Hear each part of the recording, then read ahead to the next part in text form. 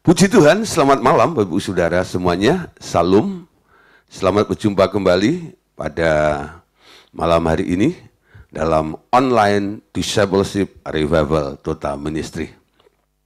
Oke Bapak Ibu Saudara, malam hari ini kita akan melanjutkan materi pelajaran kita.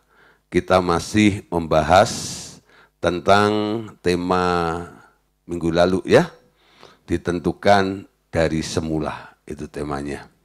Oke, kemarin sudah kita bahas, saudara, ya, mengapa Tuhan itu suka ikut-ikut campur, ya, kalau istilah kerennya sekarang ikut cawe-cawe.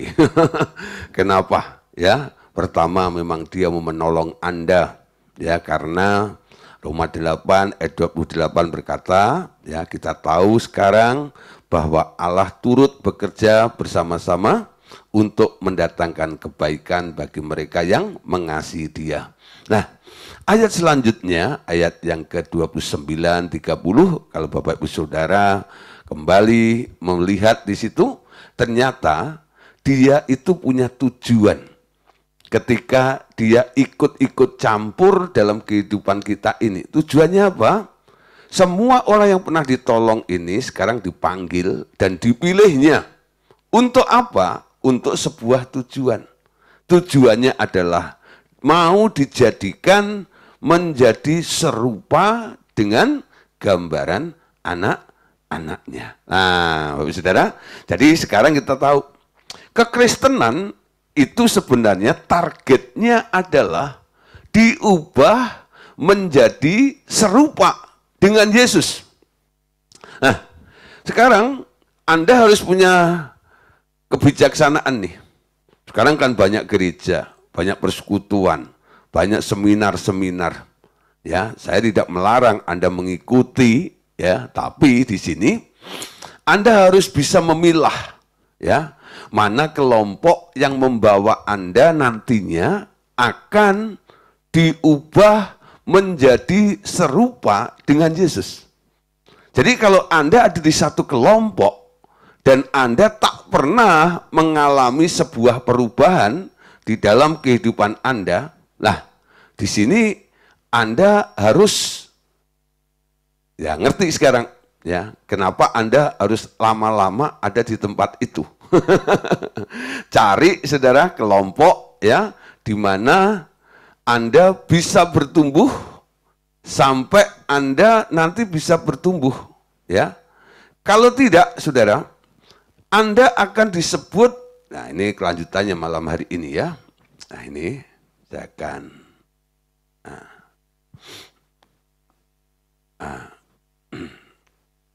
nah ini. Oke, ya, sudah meleset dari target. Oh, masih jauh.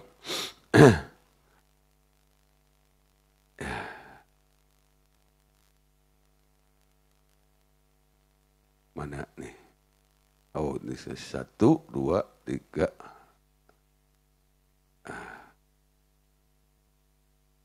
Ya, ini dia. Ya, Anda akan meleset dari target, meleset dari targetnya. Ya, nah, saudara, banyak gereja di dunia, tetapi hampir tak ada yang mengarahkan pertumbuhan jemaat atau kelompok mereka ke arah menjadi seperti Kristus. Bahkan mencapai kepenuhan Kristus. Nah, saudara, jarang sekali, ya, ada kelompok atau gereja-gereja yang benar-benar, ya, ingin mempersiapkan jemaatnya untuk bertumbuh mencapai kepenuhan Kristus, ya. Nah, di sini sekarang keputusan ada di dalam diri Bapak Ibu Saudara sih, ya. Jadi Anda ada di kelompok yang mana, ini penting, ya. Jadi sekarang Anda harus tahu bahwa menjadi seperti Kristus itu harus dicapai, bahkan mengalami namanya Kristus. Jadi banyak gereja yang salah mengejar target, ya, salah mengejar target, ya, targetnya salah. Kenapa salah? Ya, Jadi banyak gereja yang salah mengejar target. Mereka meleset dari target yang sebenarnya dikehendaki oleh Bapak. Padahal banyak gereja atau kelompok-kelompok Kristiani yang sudah menyadari bahwa kedatangan Tuhan Yesus itu sudah amat-amat dekat. Banyak yang masih mengejar sukses. Banyak yang masih mengejar happiness atau kebahagiaan. Banyak yang masih mengejar terus blessing atau berkat-berkat, ya. Atau juga ada gereja-gereja yang masih pengen membuat nama besar dengan ukuran jumlah jemaat yang besar dan sebagainya. Nah, saudara, jadi tujuan daripada orang bikin gereja itu macam-macam. Dan apa yang disajikan itu juga macam-macam ya. Ada gereja-gereja yang hanya bicara tadi tentang sebuah kesuksesan, ya. Sukses sampai ada namanya successful. Nah, tapi ada juga saudara ya yang hanya memberikan sesuatu yang happy. Yang penting di sini happy, ya. Sampai ada namanya gereja happy family. Happy family. Pokoknya masuk ke sini pasti happy, ya. Nah, ada juga ya, pokoknya mereka diiming-iming. Ikut Tuhan, ada di dalam kelompok kami, Anda pasti diberkati, ya. Sehingga karena gereja itu hanya berorientasi di daerah sukses, ya, happiness atau blessing, jadi jemaatnya itu pikirannya hanya di daerah sukses, happiness ataupun blessing. Mereka nggak pernah berpikir bagaimana dia harus berubah, ya, untuk diubahkan menjadi serupa dengan Kristus. Amin. Nah, sekarang itu pilihan bagi Bapak Ibu Saudara, ya. Nah, saudara, biarlah menjadi serupa dengan Tuhan Yesus ini menjadi prioritas utama yang Anda kejar dalam proses pertumbuhan rohani Anda melalui khususnya pemuridan di Revival Total Ministry ini, ya. Nah, Bapak Saudara, kita awali dulu dengan membuka Efesus pasal 4 ayat 11 sampai ayat yang ke-13. Yuk kita baca bersama-sama ayat ini. Dialah yang memberikan baik rasul-rasul maupun nabi-nabi, baik pemberita-pemberita Injil maupun gembala-gembala dan pengajar-pengajar untuk memperlengkapi orang-orang kudus bagi pekerjaan pelayanan bagi pembangunan tubuh Kristus. Sampai kita semua telah mencapai kesatuan iman dan pengetahuan yang benar tentang anak Allah, kedewasaan penuh dan tingkat pertumbuhan yang sesuai dengan kepenuhan Kristus, ya. Ini yang harus kita kejar. Oleh karena itu Tuhan Yesus ketika mendirikan gerejanya di muka bumi ini, dia menyediakan 5 jabatan. Ya, ada rasul, ada nabi, ada penginjil, ada gembala, dan ada pengajar. Nah, selama ini mungkin yang Anda kenal cuman gembala, ya, atau penginjil. Nabi masih ada, saudara. Suara kenabian masih ada. Kerasulan masih ada, ya. Nah, guru itu ada. Seperti saya malam hari ini bikin acara acara online discipleship ini.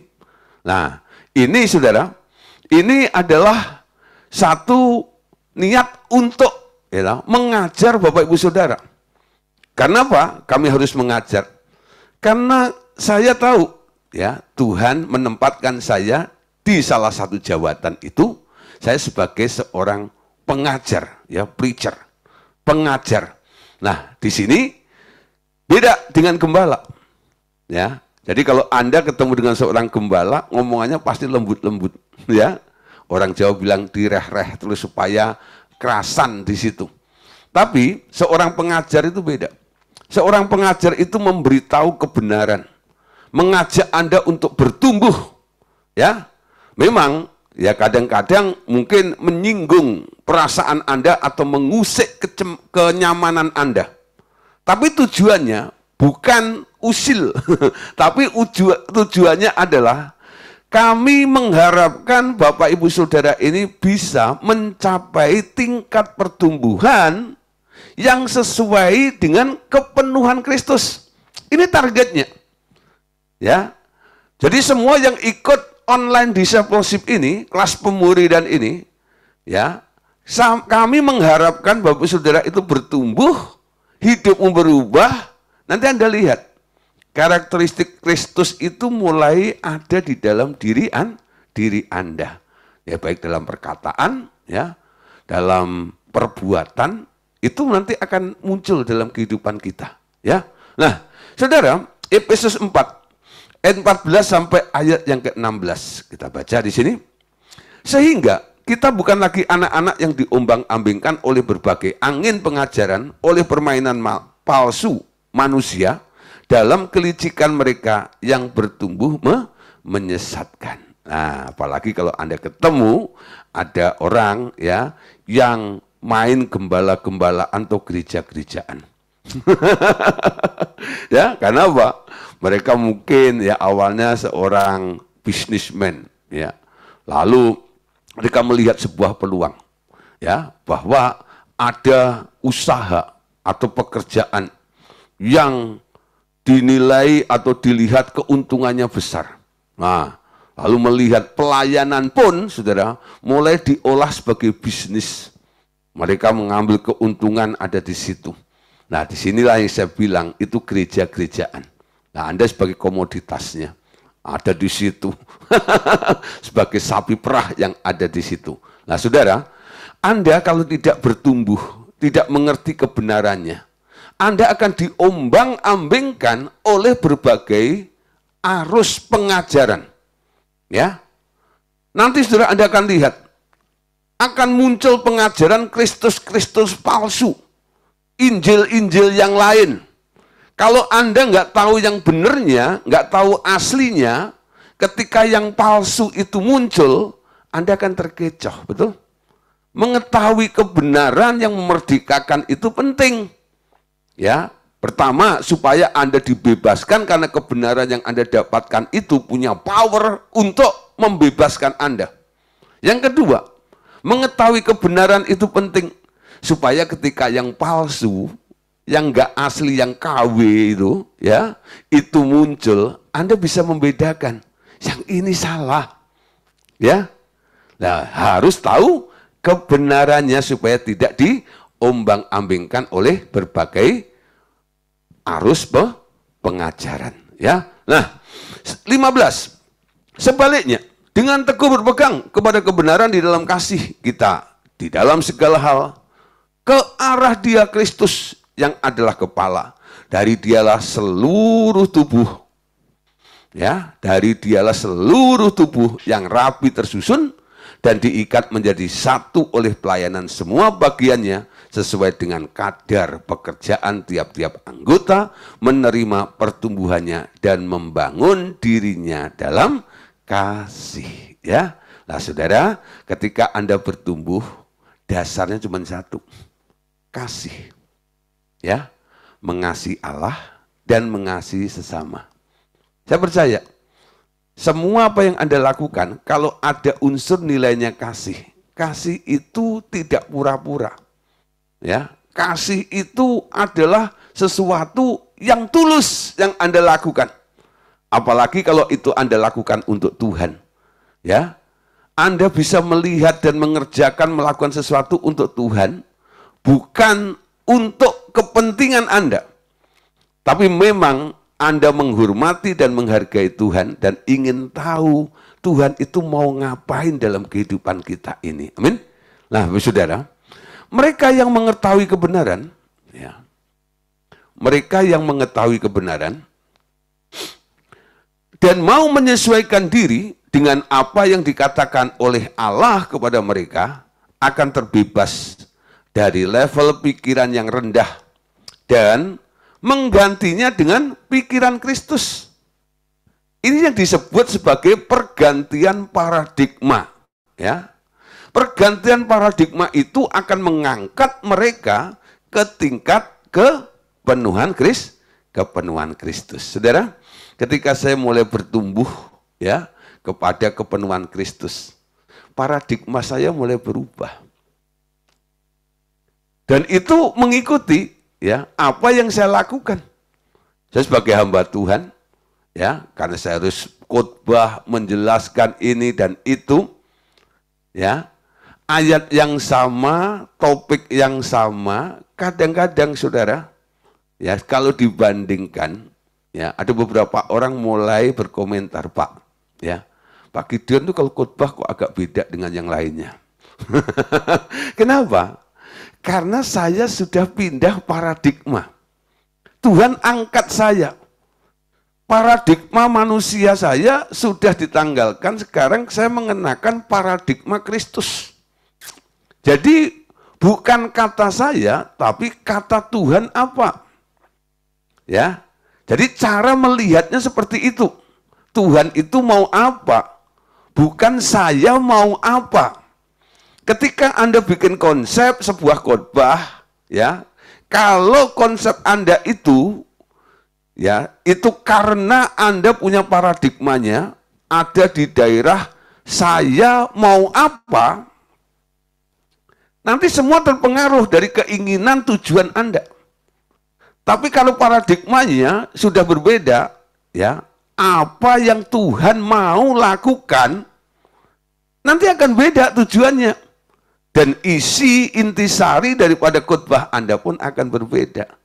Bahkan nanti Anda lihat rema yang diberikan, sehingga ketika Anda menjelaskan ya ayat yang sama, topik yang sama itu, nanti pengertiannya akan sedikit berbeda dengan mereka yang masih pakai paradigma yang lama. Nangkep saudara? Nah, itu juga bisa Anda terapkan dalam kehidupan Anda sehari-hari. Ya, sesuai dengan profesi Anda. Di tempat pekerjaan Anda, dalam keluarga Anda punya tingkatan paradigma yang lebih tinggi daripada paradigma orang-orang yang tidak pernah punya keinginan untuk bertumbuh mencapai kepenuhan Kristus. Amin. Nah, Bapak Saudara, kenapa dia begitu repot untuk mengubah kita sampai kita harus diubah menjadi serupa dengan gambaran Yesus? Ternyata, saudara, dia punya kepentingan. Dia mau kita ini melakukan sesuatu, apa yang kita lakukan nantinya kualitasnya, kapasitasnya sama seperti yang Yesus pernah lakukan di muka bumi ini.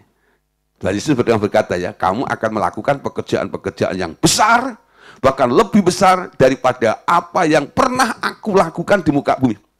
Coba Anda bandingkan, saudara, Anda sebagai manusia biasa, Anda nggak akan bisa bersaing dengan Yesus, betul? Nggak akan bisa. Tapi kenapa Yesus bilang, kamu akan melakukan pekerjaan yang lebih besar lagi? Saudara, ketika Anda diubah menjadi serupa dengan Tuhan Yesus, Anda akan dimasukkan ikut ke dalam plan, ya, rencana Allah yang pernah dikerjakan oleh Yesus. Karena Yesus waktunya cuma 3,5 tahun ada di muka bumi ini, Anda diberi kesempatan ya untuk melanjutkan apa yang pernah dilakukan oleh Tuhan Yesus 2000 tahun yang lalu. Jadi pekerjaannya sama. Nah, di sini kita harus tahu kenapa dia panggil kita untuk melakukan hal apa sekarang. Melakukan pekerjaan apa? Ia telah menentukan pekerjaan setiap orang di dalam kerajaannya. Tinggal Anda mendengarkan dia. Apa tugas Anda setiap hari? Lalu menempatkan diri dan bekerja. Kira-kira jenis pekerjaan Anda tentu tidak sama dengan orang-orang yang masih berdosa. Amin. Nah, saudara, ketika Anda masuk dalam proyeknya Allah ini, nanti Anda akan diperlengkapi dengan semua fasilitas dan kemampuan bekerja seperti Tuhan Yesus bekerja di dalam roh. Namun, pekerjaan-pekerjaan yang ditugaskan kepada Anda pasti juga mengacu kepada rencana Bapa untuk mengubah Anda menjadi semakin serupa dengan Kristus. Baca ayat 29 ya, Roma 8 ayat 29.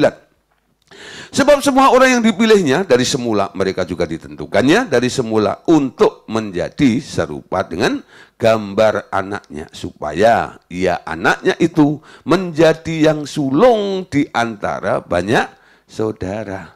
Jadi keserupaan Anda dengan dia, ya, selain ini mempengaruhi karakter Anda, sikap Anda, tapi juga pekerjaan yang Anda lakukan, Anda akan menjadi penerus. Dia menjadi yang sulung di antara banyak saudaranya. Nah, saudara, apa sih pekerjaan yang telah diberikan oleh Bapak kepada Tuhan Yesus dan yang sekarang harus kita kerjakan?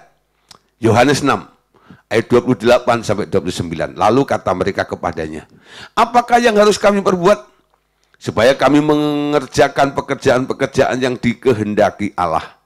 Jawab Yesus kepada mereka, inilah pekerjaan yang dikehendaki Allah, yaitu hendaklah kamu percaya kepada Dia yang telah diutus oleh Allah.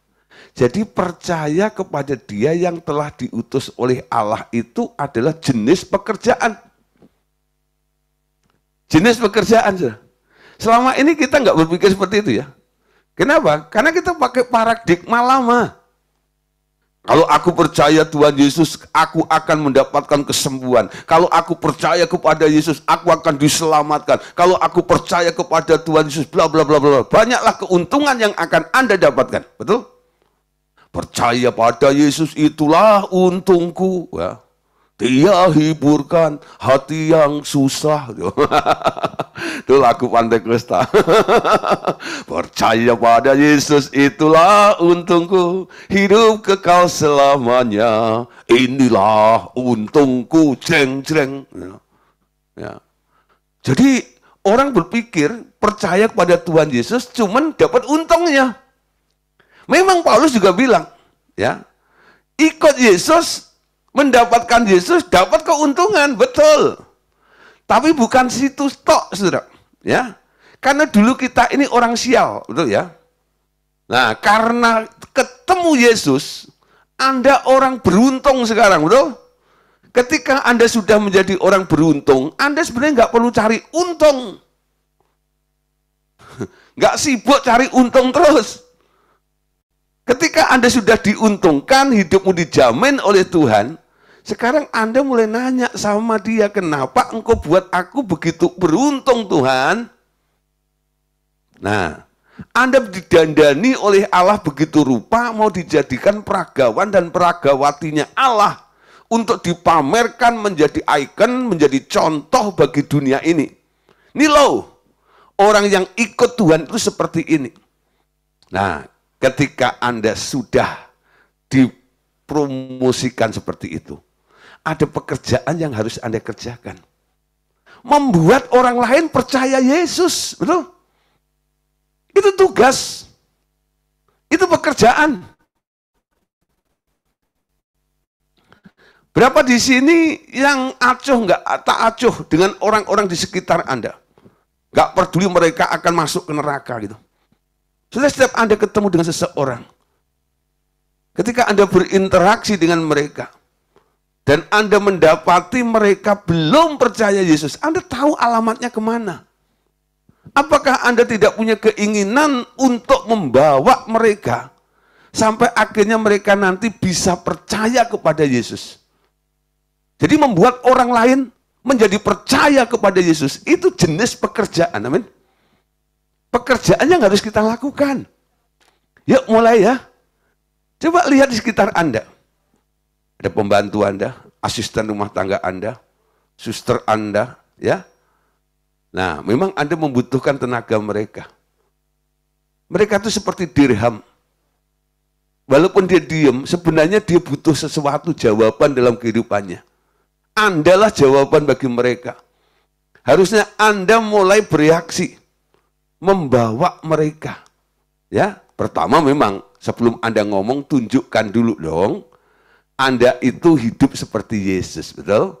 Jangan semua pembantu galak gitu, ya, suka nabok gitu, gaji nggak dibayarin.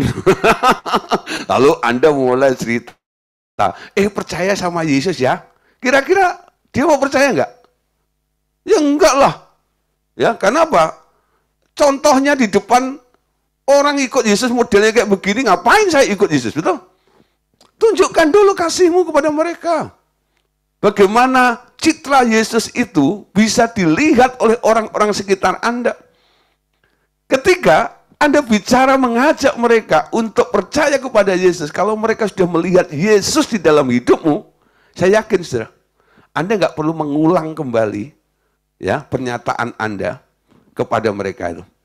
Mereka pasti kintil-kintil, ya, pasti bilang, bahkan kadang-kadang, boleh ya saya ikut.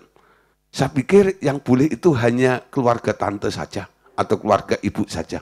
Oh ternyata, gitu, Yesus itu untuk segala bangsa, untuk segala umat.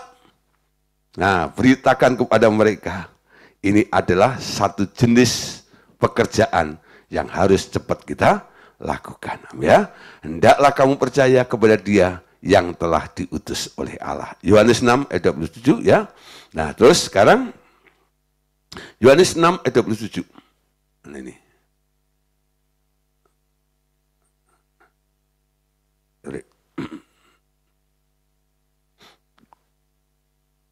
Efesus dulu ya. Efesus 2 ayat 8 sampai 10. Sebab karena anugerah kamu diselamatkan oleh iman. Itu bukan hasil usahamu, tetapi pemberian Allah. Itu bukan hasil pekerjaanmu supaya tidak ada orang yang memegahkan diri. Karena kita ini buatan Allah diciptakan dalam Kristus Yesus untuk melakukan pekerjaan baik yang dipersiapkan Allah sebelumnya. Ia mau supaya kita hidup di dalamnya. Saudara, Efesus 2:10 itu menjadi ayat emas bagi saya. Kenapa? Dulu ketika saya sekolah Alkitab, saya pernah dihukum, saudara, ya, karena melanggar aturan. Sama ibu asrama dihukum, nggak boleh sarapan pagi, ya. Terus disuruh nyanyi, pakai gitar di depan mereka yang sedang sarapan, lalu masih ditambah tugas, ya, suruh tulis Efesus pasal 2 ayat 10 ini 500 kali. Wah, sudah saya tulis. Ya, karena nulis 500 kali, sudah tangan sampai keriting. Tapi keuntungannya itu ayat sampai membekas. Apal sekali, saudara. Ya, jadi tentang ayat ini saya punya pengalaman, walaupun sedikit trauma, ya. Tapi saudara, sekarang saya mengerti ketika saya mengajar tentang Efesus pasal 2 ayat 10, ya, kita ini buatannya Allah, amin. Diciptakan dalam Kristus Yesus untuk melakukan pekerjaan baik yang dipersiapkan oleh Allah sebelumnya. Kalau Anda tidak tahu apa yang harus Anda lakukan, tanya sama Tuhan. Tuhan, apa yang harus saya lakukan? Pekerjaan apa yang Engkau percayakan kepadaku? Ya, Yohanes 6 ayat 27. Bekerjalah bukan untuk makanan yang dapat binasa, melainkan untuk makanan yang bertahan sampai kepada hidup yang kekal, yang akan diberikan anak manusia kepadamu, sebab dialah yang telah dimeteraikan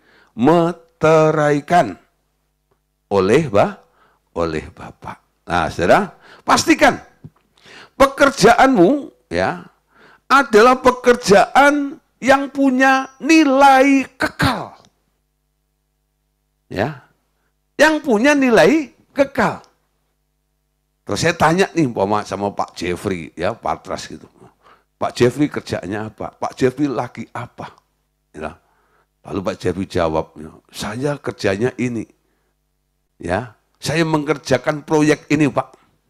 Lalu saya tanya kembali, Pak, yang nyuruh siapa? Pak Jeffrey bilang, yang nyuruh ya bos saya. Atau yang nyuruh ya saya sendiri. Karena ini usaha saya, Pak. Ya. Nah, saudara, keinginanmu, rencanamu, keinginan orang yang Anda kerjakan, itu enggak ada nilai kekalnya. Semua apa yang Anda kerjakan harus Anda kaitkan dengan firman, kata Tuhan. Amin. Nangkep, saudara?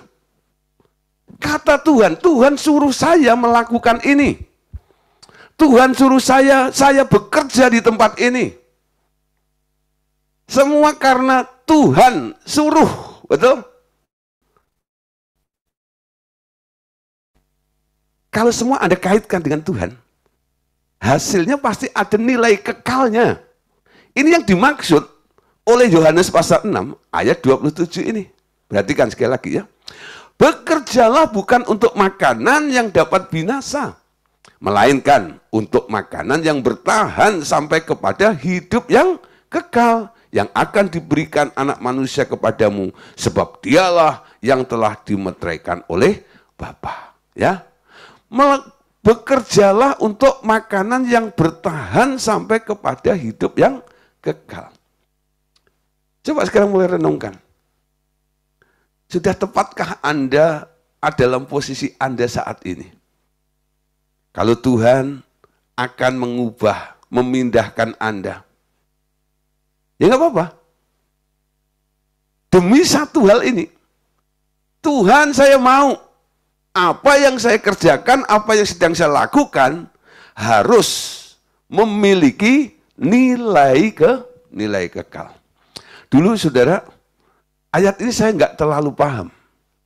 Ketika saya diskusi dengan Pak Andreas, ya, Pak Andreas itu menjelaskan, ya, gini loh, Gideon, baik dalam pelayanan maupun dalam pekerjaan sekuler, ya, pastikan itu semuanya karena Tuhan yang suruh, Tuhan yang perintahkan, bukan maumu sendiri, bukan keinginanmu sendiri.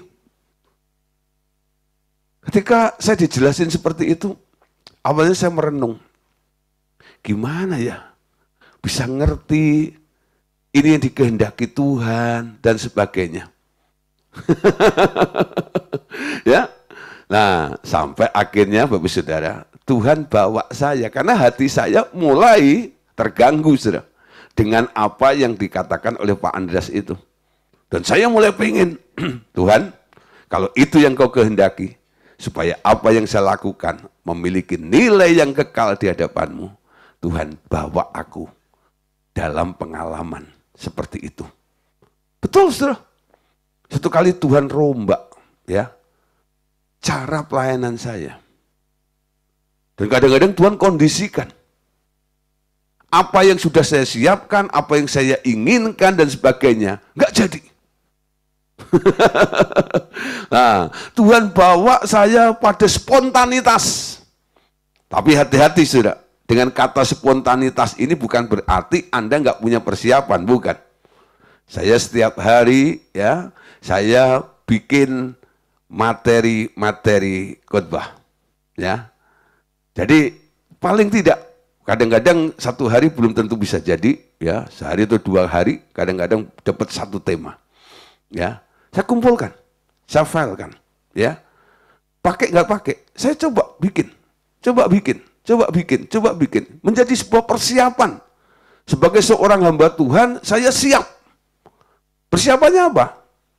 Ya karena seorang hamba Tuhan yang dijual firman, ya saya harus bikin bahan khotbah, bukan? Nah, saya bikin bahan khotbah tentang ini, tentang itu, dan sebagainya. Saya lihat kebutuhan apa dalam kehidupan manusia, saya coba menjawab dengan firman itu.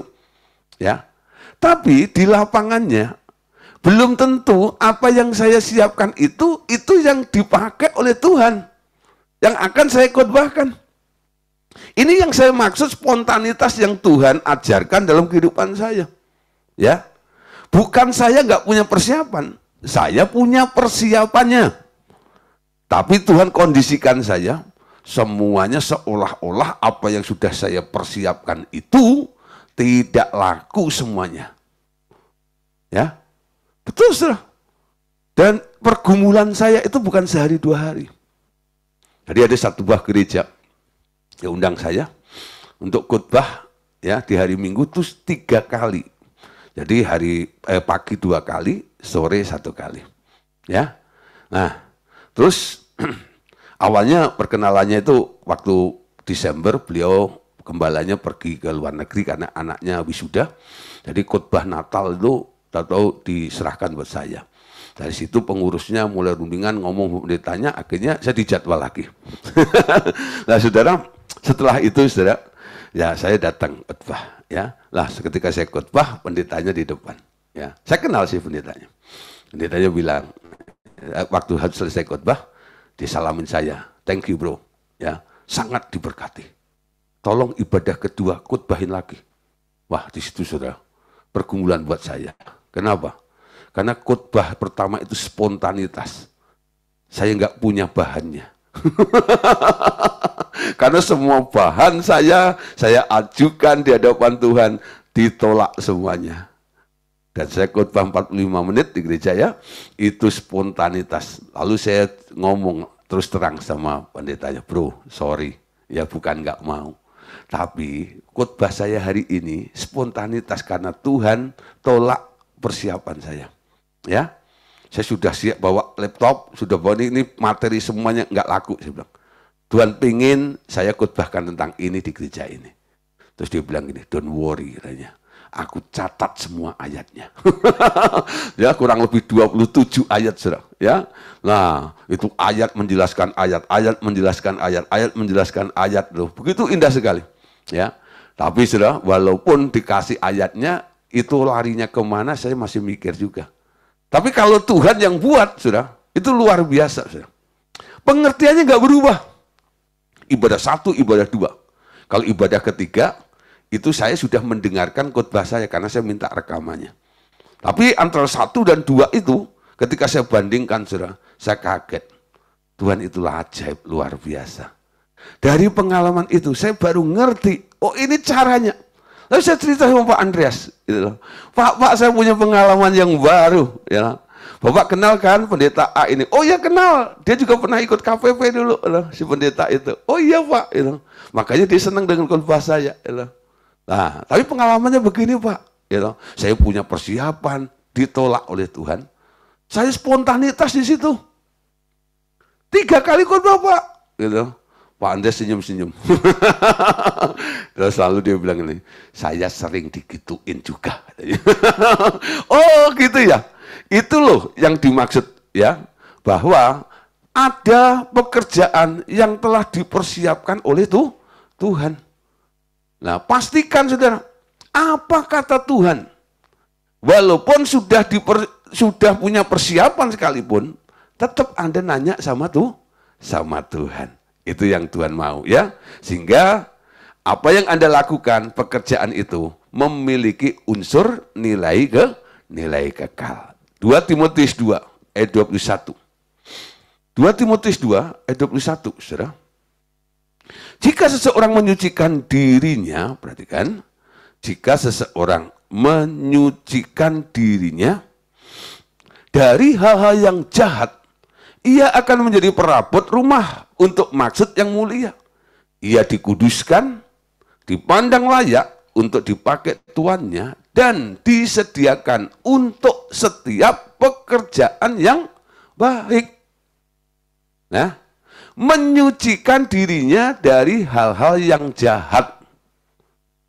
Ia akan menjadi perabot rumah untuk maksud yang mulia. Kalau Anda baca dari beberapa ayat dari 2 Timotius 2:21 ini, ya, dalam rumah itu ada beberapa perabot atau peralatan. Atau kalau Anda cek di rumah Anda, betul? Anda punya berbagai macam jenis peralatan. Dari peralatan-peralatan yang Anda beli itu dan Anda bawa pulang, kalau Anda ya beli sesuatu, nanti Anda lihat fungsinya di mana nih. Ya, ada barang yang Anda taruh di etalase, setiap orang nanti ketika datang masuk ke rumah Anda, dia berdecak. Bagus betul ini barang. Ya. Lu beli di mana? Berapa harganya? Kagum, ya. Tapi ada alat-alat yang hanya Anda taruh di toilet. Ya. Kalau terjadi ya masalah tentang toilet itu, lah itu alat yang Anda pakai untuk membersihkan. Sikat toilet. Nah, saudara, ya, jadi pekerjaan apa yang Anda akan lakukan, itu pekerjaan yang rendah, yang biasa, atau pekerjaan yang mulia, itu tergantung. Barang siapa menyucikan dirinya dari hal-hal yang jahat, ia akan menjadi perabot rumah untuk menjadi maksud yang mulia. Jadi kalau hari ini ya Anda baru mengerjakan hal-hal yang sederhana, bukan berarti itu nasibmu terus ada di situ. Anda bisa meningkatkan, ya. Nah, mungkin Anda berpikir, kapan ya saya bisa kayak Pak Gideon, ya, khotbah gitu ya. Masa saya hanya jadi asyir kolektan saja, ya sekali-kali dong. Aku yang di belakang panggung, di belakang mimbar itu, ya. Saudara, bisa. Semua bisa. Tuhan bawa sampai ke level itu, betul? Tapi syaratnya, Tuhan memilih. Tuhan melihat, apakah orang itu telah menyucikan dirinya dari hal yang jahat, dikuduskan dan dipandang layak untuk dipakai tuannya, dan disediakan untuk setiap pekerjaan yang baik itu. Yuk, naikkan kapasitas kualitas pekerjaan Anda itu. Ya, apa yang telah Tuhan percayakan hari ini, terus kerjakan. Ketika Tuhan melihat ini saatnya untuk pindah ke level berikutnya, Tuhan akan bawa Anda ke situ. Ya, nah kita perhatikan di sini bahwa Tuhan telah mempersiapkan pekerjaan-pekerjaan bagi kita juga. Amin. Nah, Anda akan dilatih pula oleh Roh Kudus untuk menyadari bahwa sebenarnya yang melakukan pekerjaan-pekerjaan pelayanan itu bukan Anda sendiri, tetapi Tuhan Yesus yang ada di dalam Anda. Seperti dahulu Tuhan bekerja, tapi dia sadar yang bekerja di dalam dirinya adalah Sang Bapa sendiri. Nah, ini saudara, progres yang akan terjadi dalam kehidupan kita. Ketika kita masuk dalam proyeknya Bapak, ya, Anda akan dilatih, ya, Anda akan dilatih oleh Roh Kudus, sampai Anda akhirnya menyadari bahwa sebenarnya yang melakukan pekerjaan-pekerjaan pelayanan itu bukan Anda sendiri lagi. Yang melakukan siapa? Yang melakukan Tuhan Yesus yang ada di dalam diri Anda. Setiap orang percaya, Yesus ketok pintu, lalu Anda buka, dia ada dalam dirimu, bukan? Kenapa Yesus ada dalam dirimu? Bukan membuat Anda supaya pede kemana-mana, ada Yesus, ada Yesus, ada Yesus. Enggak, bukan itu tok. Ya, roh yang ada padamu lebih besar daripada semua roh yang ada dalam dunia, betul.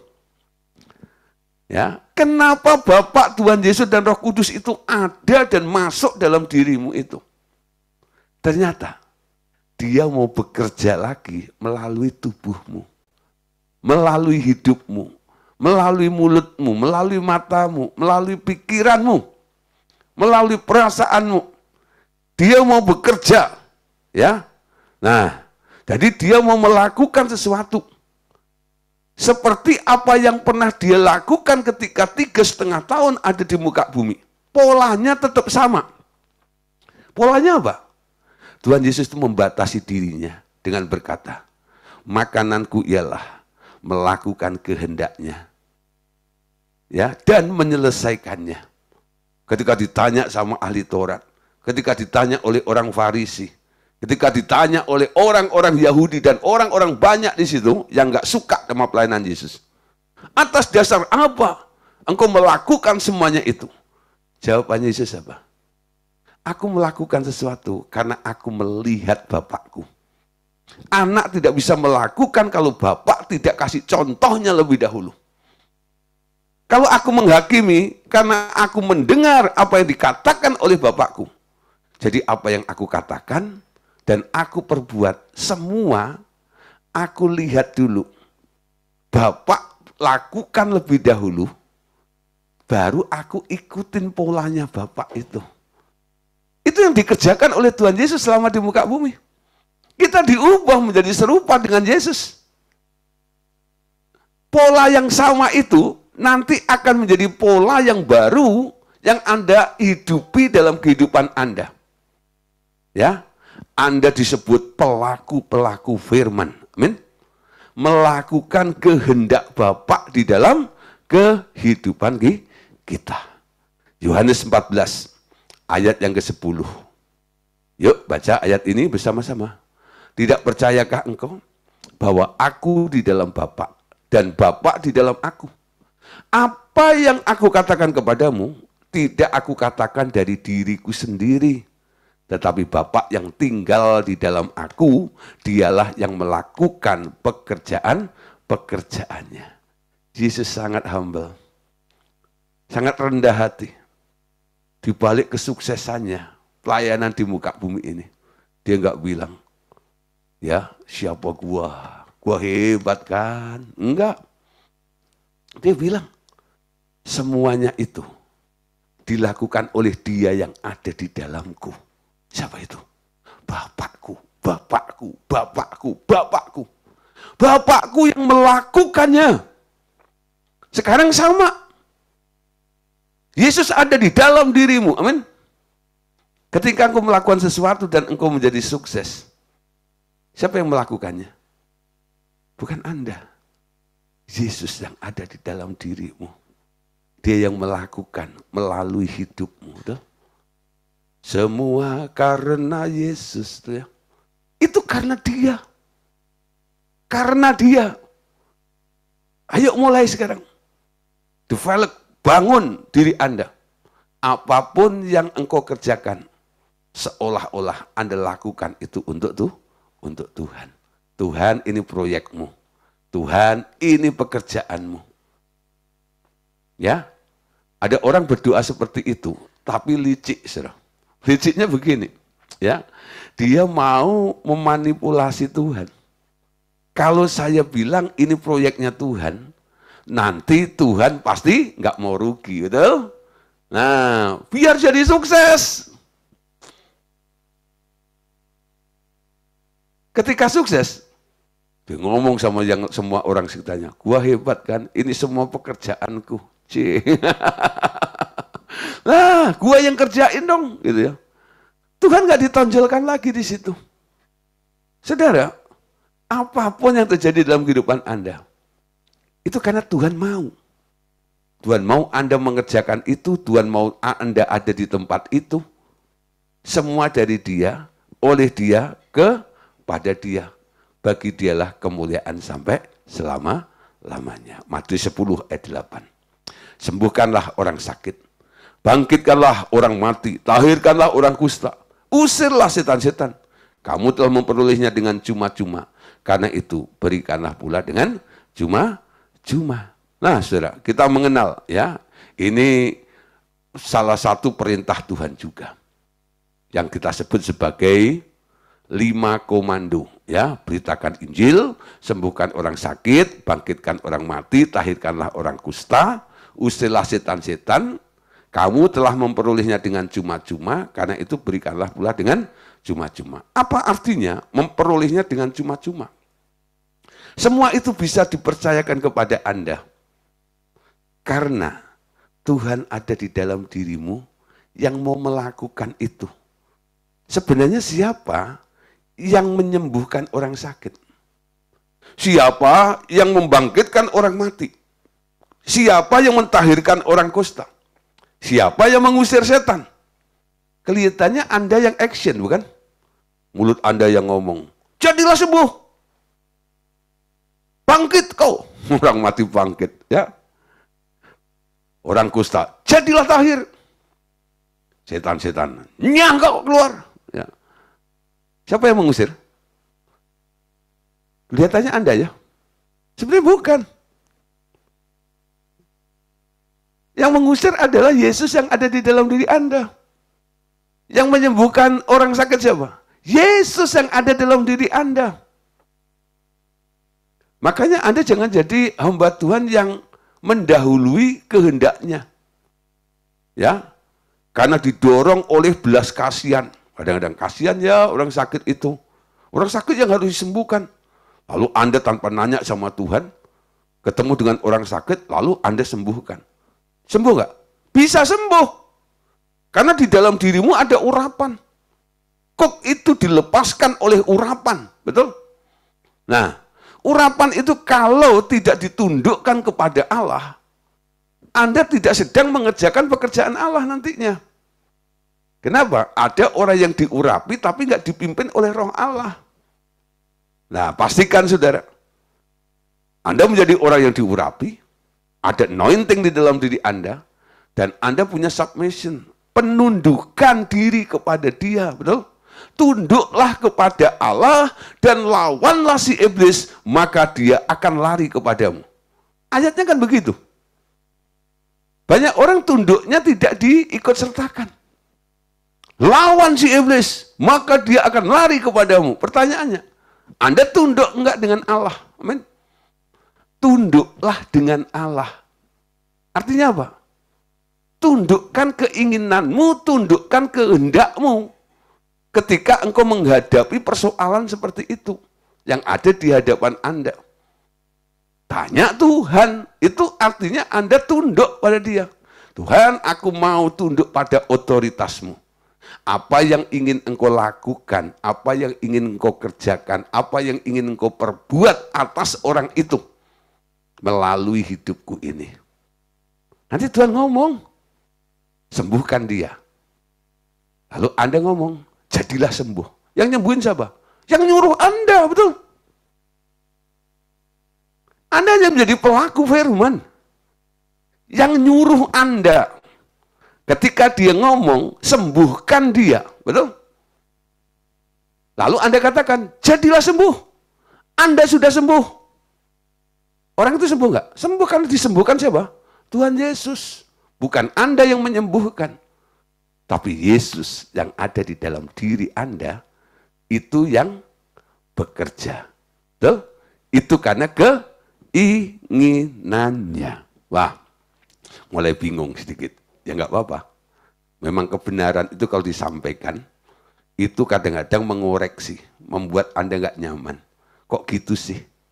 Ya harus begitu. Karena apa? Itu maunya Tuhan. Yohanes 14 ayat 12.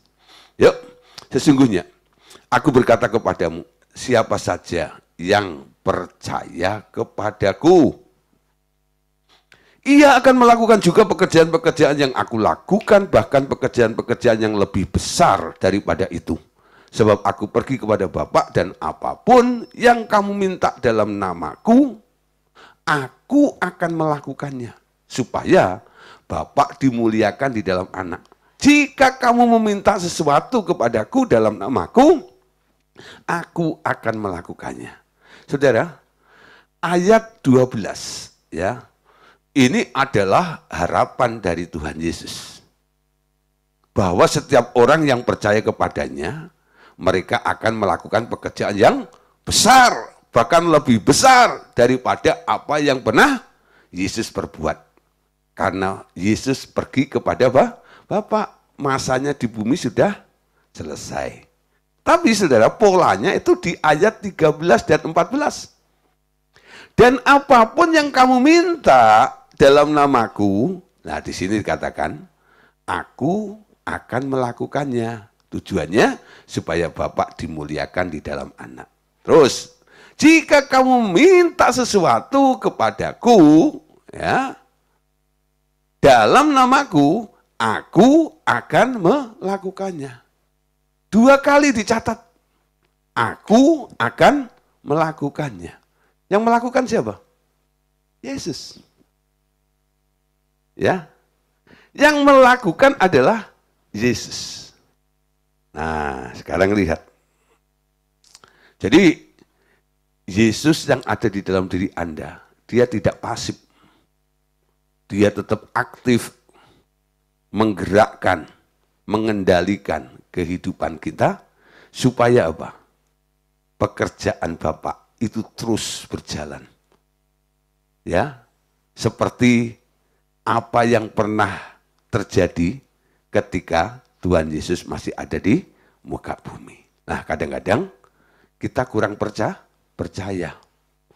Kadang-kadang kita mengalami kebimbangan, bimbang, ragu-ragu, ya.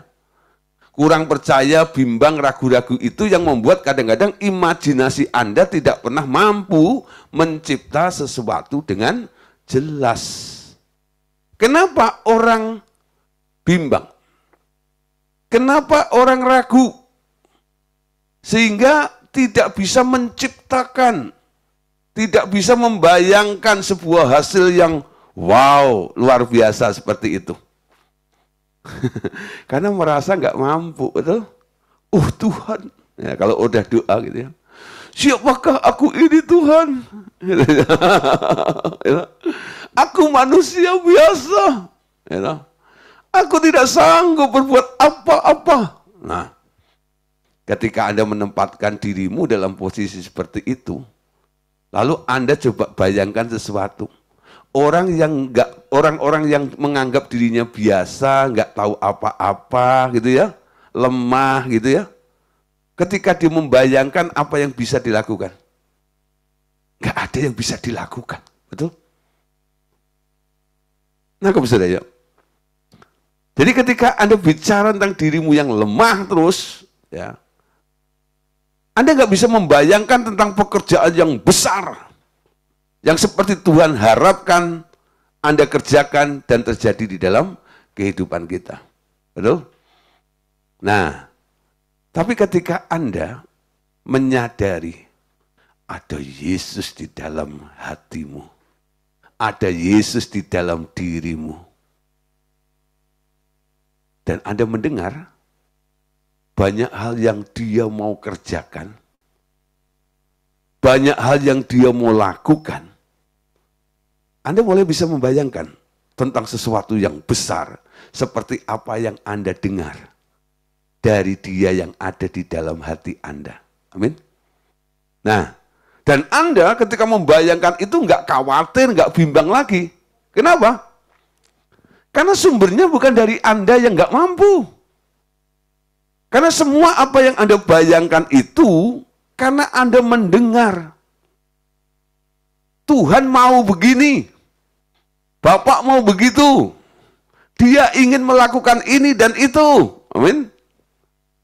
Nah, ketika Anda menghadapi orang yang kena kanker stadium 4 gitu ya, di depan Anda, lalu Anda membayangkan orang itu sembuh ketika Anda doakan.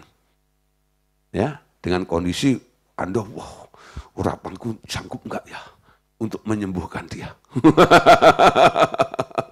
Nah, kira-kira Anda bisa nggak membayangkan orang di depan Anda itu nanti ketika hamil begitu, tahu-tahu bersih itu kansernya gitu. Bisa nggak? Nggak bisa. Anda pasti diliputi dengan keraguan. Anda pasti diliputi dengan kebimbangan, betul? Mana mungkin, mana bisa. Betul? Tapi kalau Anda mendengar, Yesus berkata, aku sudah sembuhkan dia. Aku mau dia sembuh. Betul? Dia layak menerima kesembuhan itu. Anda bisa bayangin apa? Bayangin orang yang di depan Anda itu sehat walafiat, betul? Ragu? Enggak. Kenapa enggak ragu? Karena Anda dapat konfirmasi dari Yesus yang akan melakukan sesuatu terhadap orang itu. Nah, itu dasarnya. Kenapa ada orang melayani dengan kebimbangan dan keraguan? Ada orang yang melayani begitu mantap. Nah, saudara, karena orang-orang tersebut mulai dilatih oleh Roh Kudus. Untuk apa? Selalu taat untuk mendengarkan rema dari Dia. Ya. Nah, hanya melalui latihan yang berulang-ulang dan rema yang hidup yang membuat Anda benar-benar pindah dari daerah mustahil ke daerah tidak ada yang mustahil. Berulang-ulang. Latihan mendengar. Latihan mendengar. Kalau nggak dengar-dengar, tanya sama Tuhan. Barang siapa bertanya akan dijawab. Betul? Pak, saya belum dengar. Kamu nanya apa sama Tuhan? Nggak nanya. Ya makanya nggak didengar. Makanya nggak dengar apa-apa. Pengen dengar? Mulai dengan pertanyaanmu. Amin. Nah, setiap situasi tanya sama Tuhan. Bila hati berbeban berat, ku datang Yesus. Ku tanya Yesus, apa yang harus ku buat? Dia berfirman, nah nanti baru. Mari datanglah. Nah, dia nanti akan ngomong, gitu ya. Apa yang dia mau kerjakan di dalam hidup Anda atau atas orang-orang yang Anda sedang layani. Dari sini nangkep, saudara. Ini perkara diubah menjadi serupa dengan Yesus. Pertumbuhan sampai mengalami kepenuhan Kristus. Karena apa? Ada unsur ketaatan di dalam diri Anda dan penundukan diri di dalam diri Anda. Mau tunduk dan taat kepada Tuhan. Sehingga kehendak Allah boleh terjadi di dalam kehidupan Anda. Amin. Ini latihan, perlu dilatih. Enggak setiap hari, enggak satu hari Anda langsung tokcer itu, enggak. Melalui latihan bertahap, betul? Hari ini Anda dengar, Anda mulai praktek, belum tentu besok Anda langsung bisa. Tapi terus, Tuhan aku mau dengar. Kenapa begini Tuhan? Aku mau jawabannya. Nah mulai, ketika mendengar jawaban Tuhan mungkin Anda masih bimbang. Cari mentor, betul? Pak, saya tanya sama Tuhan, Tuhan jawab begini, ya. Nah, nanti Anda akan dimentorin. Jangan apa-apa langsung, Pak Gideon, ya. Saya mengalami masalah begini, menurut Bapak gimana? Tolong tanyain Tuhan ya. Moh. Setiap persoalan yang sedang Anda hadapi adalah PR yang harus Anda kerjakan sendiri harusnya. Kami hanya berperan sebagai mentor, pembimbing Anda. Ya, saya tidak akan membebaskan Anda dari pengalaman Anda dengan Tuhan. Biarkan itu menjadi pengalaman yang baru dengan Tuhan. Kalau Anda malas, ya sudah. Anda akan memakan kemalasan itu, buahnya. Tapi kalau Anda rajin tanya sama Tuhan, Anda akan lihat buah-buahnya. Tiap hari Anda dengar rema yang dari Tuhan. Dan semakin hari firman-Nya semakin banyak kepada Anda. Amin. Dari daerah mustahil, nanti Anda akan dipindahkan ke daerah ketidakmustahilan. Apa yang tidak bisa dikerjakan di sini, ketika Anda telah dipindahkan karena mendapatkan rema itu, disitulah saudara, nggak ada yang nggak mungkin. Karena apa? Anda tahu persis, ini adalah Tuhan yang mau. Amin. Matius 17 ayat yang ke-20. Ia berkata kepada mereka, karena kamu kurang percaya, sebab aku berkata kepadamu, sesungguhnya sekiranya kamu punya iman sebesar biji sesawi saja, kamu dapat berkata kepada gunung ini, pindah dari tempat ini ke sana. Maka gunung ini akan pindah dan takkan ada yang mustahil bagimu. Wow, ayat ini kadang-kadang menjadi momok. Banyak hamba Tuhan kadang-kadang nggak berani khotbah di depan umum tentang ayat ini. Kenapa saudara? Karena mungkin dia takut nanti ada orang iseng, setelah dia amin, selesai khotbah, lalu ada yang datangin, Pak Pendeta, tadi khotbahnya begitu bagus. Ya, saya pingin sekarang Pak Pendeta membuktikannya. Itu Pak, sebelah rumah di Kupang itu ada gunung. Ya, gunung apa ya di Kupang? Nggak tahu ya. Itu ada gunung gitu ya. Tolong Pak Pendeta, pindahin gunung itu. Karena gunung itu menakutkan dan menutupi pemandangan Pak Pendeta. Lalu ya Pak Pendetanya mulai bilang, oh begini loh ya. Alkitab itu nggak bisa diartikan secara literal seperti itu. Ya. Ini hanya kiasan.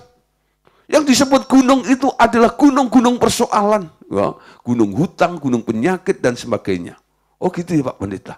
Oh ya, saya lagi punya masalah segunung. Tolong Pak Pendeta doain. Sini tak doain. Gitu ya. Tapi kalau disuruh mindahin gunung beneran, dia nggak mau. Dia bilang, bukan itu maksudnya. Padahal konteksnya, ketika Tuhan Yesus ngomong itu benar-benar real. Ya, dia tunjuk fisiknya gunung itu loh. Kamu bisa pindahin gunung itu. Nah sekarang saya tahu jawabannya. Kalau ada orang mulai usil nanya pada saya, Pak Gideon, pelajaran tadi bagus. Saya mau Pak Gideon pindahin gunung itu. Saya bilang apa? Kalau yang nyuruh kamu, saya nggak mau. Tapi kalau yang nyuruh Tuhan, saya taat. Nangkep sudah? Iman biji sesawi itu apa? Nurut Tuhan. Bukan ngikuti kemauan orang. Atau apa? Menyukakan, menjawab kebutuhan orang. Bukan. Iman sebesar biji sawi itu imannya Allah. Allah mau apa? Kalau Tuhan mau pindahin gunung itu, dia mau pakai mulutmu untuk berkata, gunung pindah. Yang pindahin siapa? Bukan Anda. Anda yang ngomong. Yang pindahin siapa? Yang nyuruh. Yang pengen siapa? Yang pengen Tuhan. Kalau Tuhan mindahin gunung bisa nggak? Bisa, amin. Makanya tidak ada yang mustahil bagimu. Gunung pun bisa dipindahkan. Kalau Tuhan mau. Tapi sampai saat ini Tuhan nggak pernah bilang sama saya, pindahin gunung itu. Jadi saya belum pernah mindahin gunung, kenapa? Saya belum dapat remanya tentang memindahin gunung itu. Amin, saudara. Nangkep ya? Nah, nanti kalau satu kali Tuhan suruh saya, ya itu lain perkara. Ya. Satu kali Tuhan bilang, pindahin gunung itu. Ya, Gunung Merapi. Meletus terus. Pindahin ke sana. Nah, oke. Orang Jogja bersorak, orang Magelang. Terima kasih. Gunungnya dipindah. Ya. Nah, tapi kalau Tuhan suruh. Amin. Oke, Lukas 17 ayat yang ke-6. Ya, Lukas 17 ayat yang ke-6. Jawab Tuhan, sekiranya kamu punya iman sekecil biji sesawi saja, kamu dapat berkata kepada pohon ara ini, tercabutlah engkau dan tertanamlah di dalam laut dan ia akan taat kepadamu. Sama ya, ini dua contoh, satu gunung, satu pohon. Ya, lah pohon ara bisa dicabut dan tertanamlah di dalam laut. 1 Korintus 3:21. Karena itu janganlah ada orang yang memegahkan dirinya atas manusia, sebab segala sesuatu adalah milikmu. Baik Paulus, Apolos maupun Kefas itu Petrus ya. Baik dunia, hidup maupun mati, baik waktu sekarang maupun waktu yang akan datang, semuanya milikmu, tetapi kamu adalah milik Kristus dan Kristus adalah milikmu. Nah, di sini ada kesatuan ya. Kamu milik Kristus dan Kristus miliknya Allah. Lah, pertanyaannya, bagaimana Tuhan dapat berkata bahwa Anda dapat memindahkan gunung maupun pohon-pohon dengan memerintahkan mereka pindah? Nah, saudara, bahwa Anda membangkitkan orang mati, lahirkan orang kusta, mengusir setan-setan, bahkan pekerjaan-pekerjaan yang lebih besar dari dia yang telah dilakukan. Bagaimana Paulus bisa berkata segala sesuatu adalah milikmu, baik rasul-rasul, dunia ini, dunia, hidup, mati, waktu sekarang, dan yang akan datang. Ya, nah, itu terjadi karena posisi Anda telah dipulihkan menjadi anak Allah. Menjadi penguasa semua ciptaan itu bersama Tuhan Yesus. Dan sekarang semua tinggal tergantung kepada kemauan Anda memindahkan kesadaran Anda dari manusia biasa menjadi kesadaran sebagai keluarga Allah. Ya, percayalah, ya, Anda dalam proses dijadikan seperti Yesus.